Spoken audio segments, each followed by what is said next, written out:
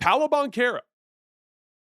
Last season in review, he played just 46 games due to an oblique injury. Came out the gates screaming, had a 50-point game in the first week of the season, then suffers this really unfortunate oblique injury that cuts a massive swath of games out of his season. His averages, he averaged a career high 26 points per game, career high 8 rebounds per game, 4.8 assists per game, which was actually down from last year. 1.4 stocks per game as well. His efficiency, he shot 45% from the field. He actually shot 51% on twos, which was a career high for him, and 32% from three, which was slightly down year over year, but there was an increase in volume.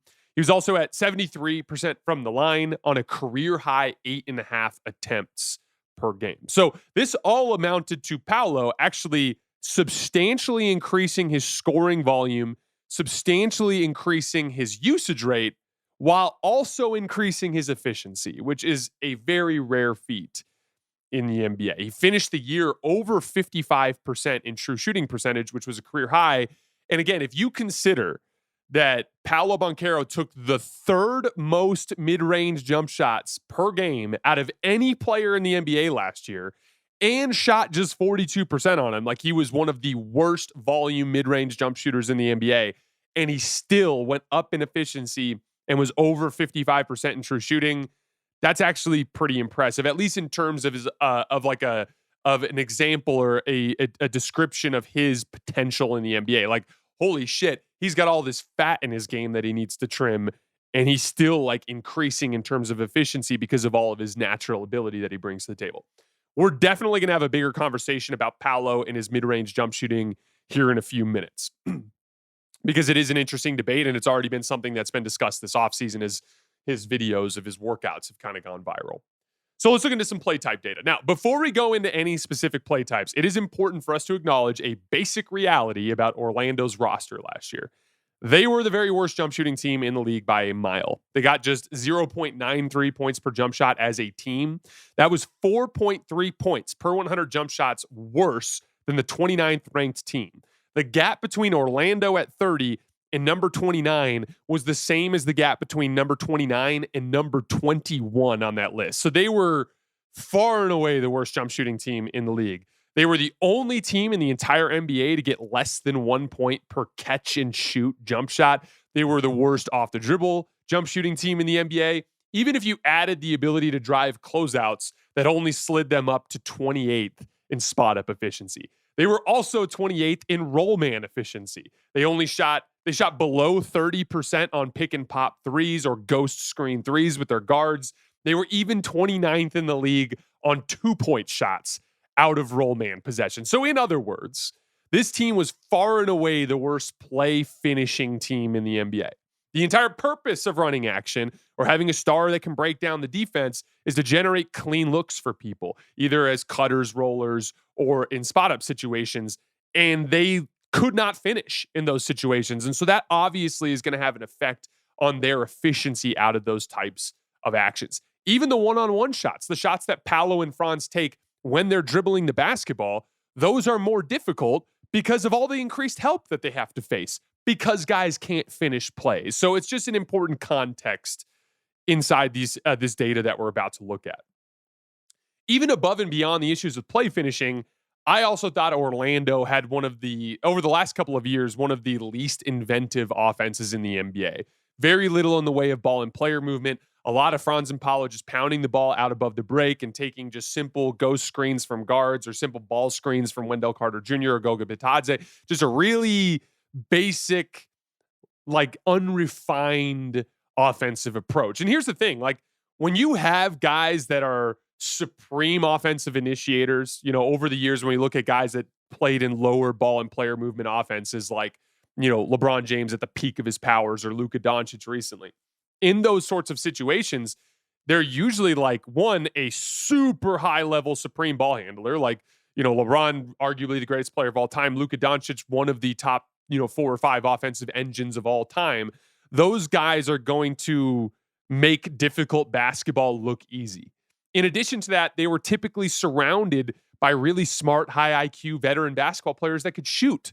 And that goes a long way towards making that a viable way to play basketball. But when you've got unrefined young stars with a complete and total lack of refined offensive skill off the ball. That's just a really dumb way to play, for lack of a better word. There needs to be, Jamal Mosley needs to do a better job of adding complication to that offense to make this easier, to set them up with more advantages, because right now it's just letting Paolo and Franz pound the ball out front and taking a single screen late in the clock. That's just making life harder on them than it needs to be. Adding more complications, more ball and player movement will create higher quality advantages. It will get some of their athletes going downhill against a defense in motion instead of against a defense that's loaded up. It's something that they've got to change. But on that note, Paolo's play type data wasn't great. 0.95 points per possession, including passes on 469 pick and rolls. That's slightly below average.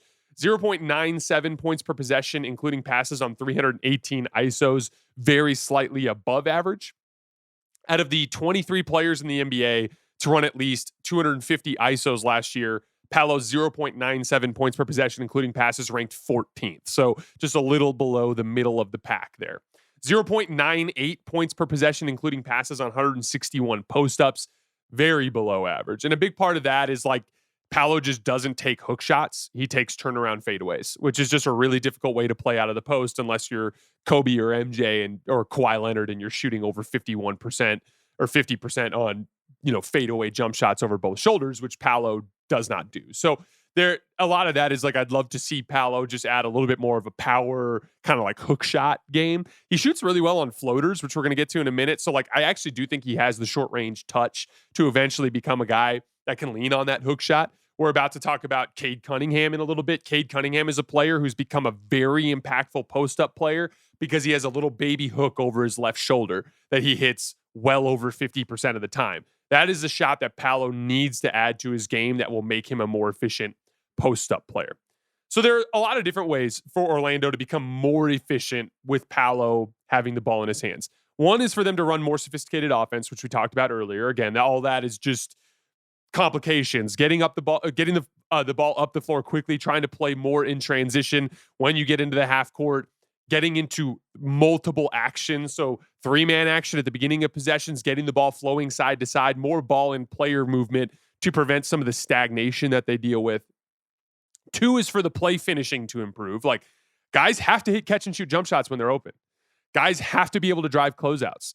Guys have to be able to score when they catch on the roll. Like, we're going to talk about Paolo's playmaking here in a little bit. And, Paolo, if he's going to, why in the hell would Paolo trust his teammates when they can't make shots? You know what I mean? Like, and that's not to say that he shouldn't be learning how to do that anyway. The point is like, if as a front office, if you want to incentivize Paolo's development as a playmaker, if you want to accelerate Paolo's development as a playmaker, you need to have him feel like he's being rewarded for the decisions he's making. And when he's passing to far and away the worst jump shooters in the NBA, that's going to have an impact on the just trust that he has in making the right play. That's something that's going to develop. You've got to improve in your play finishing.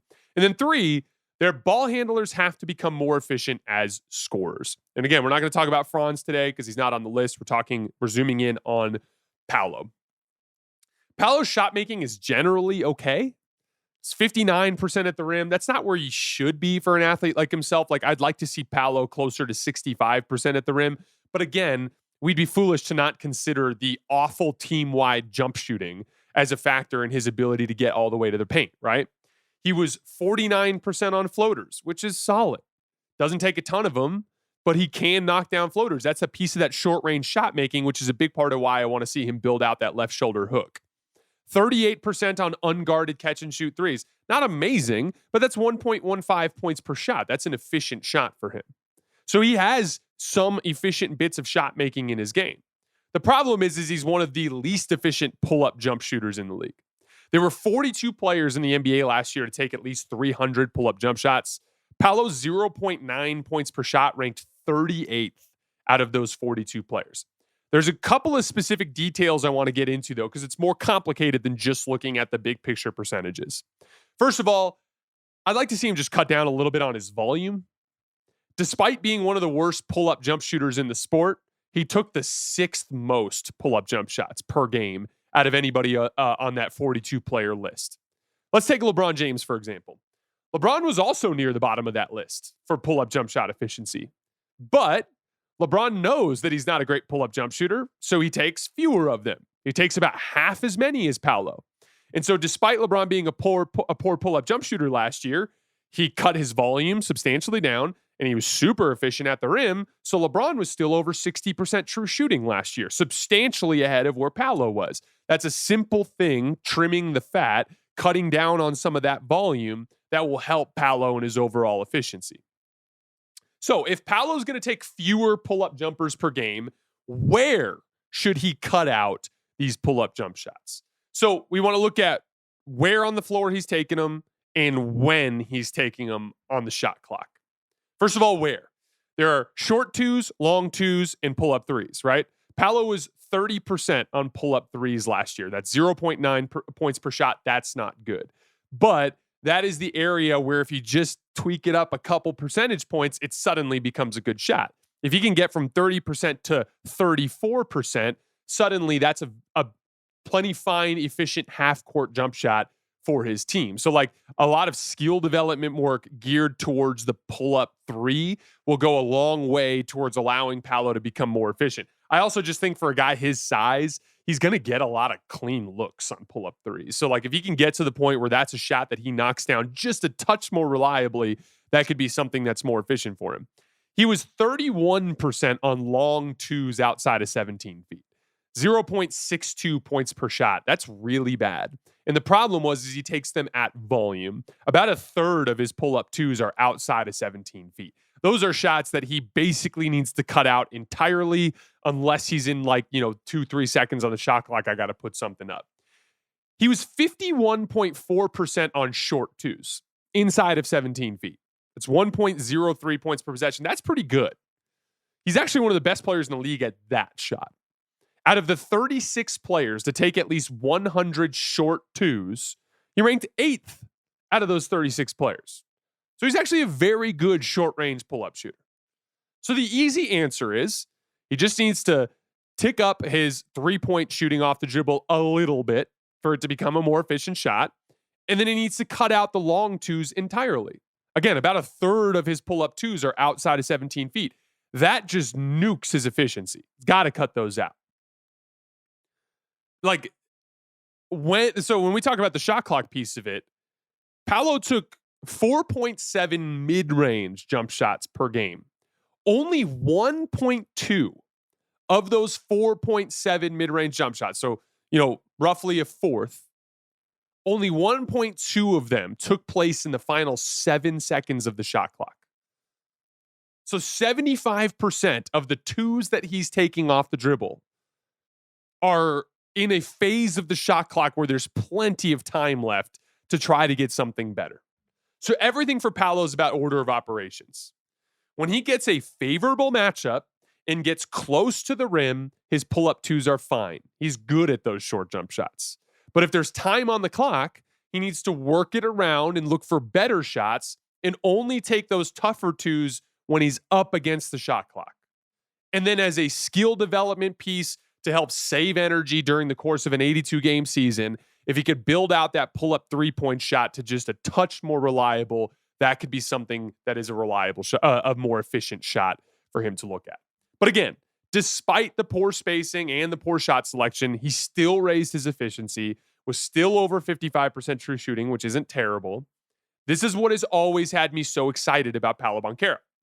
Despite the poor spacing, Paolo still shot at the rim 7 times per game last year and got to the foul line a ton. Truly big and strong ball handlers like that are just so hard to deal with for a defense. His 7 attempts per game at the rim was top 20 in the NBA this year. Again, despite the awful spacing. And that big size, it brings so much utility as a rebounder and as a defender. Like, he's not particularly great at any of that stuff. He's not a great rebounder. He's not a great defensive player, but he's just so gifted with his size and strength that he just adds to the identity of the team. It feels like he's adding to it, not taking away. Everything for Paolo right now is about refining. We talked about refining the shot selection. It's also about the playmaking. And again, this is on the front office. If you want Paolo to see the benefits of trusting his teammates, if you want him to get addicted to making the right play, You need to put players around him that will pay those plays off with makes so that the Magic can win those games and so that Paolo can start to develop a more well-rounded approach to offense. He was over 33% in usage rate last year and was below 5 assists per game. That's not just on Paolo. That's also in the team construct here. I'm hoping Desmond Bane entering the equation will actually help a lot with this, creating more openings, creating a two-man game partner that Paolo will trust every single time down the floor, that he can feed the ball to consistently. I think Paolo is one of the most naturally gifted young players in the league, not even 23 years old yet, barely scratching the surface of what he's capable of being. And I already have him as the 19th best player in the NBA.